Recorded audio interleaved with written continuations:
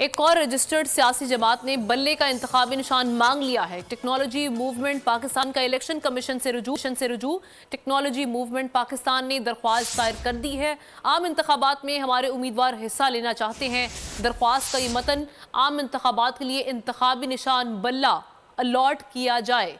ये दरख्वास्त सामने आई है। फहद चौधरी से मज़ीद तफसीलात जानते हैं। फहद, ये एक नई जमात सामने आ गई जो बल्ला मांग रही है।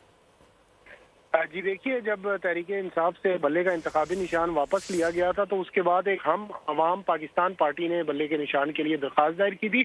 आज एक और रजिस्टर्ड सियासी जमात मैदान में आई है इस इंतखाबी निशान के लिए।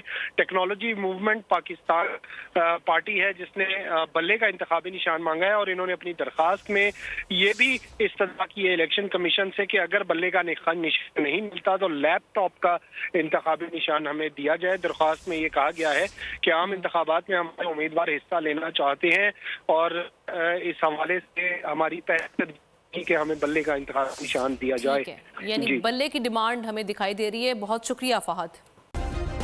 सब्सक्राइब करें और बेल दबाएं ताकि कोई खबर रह न जाए।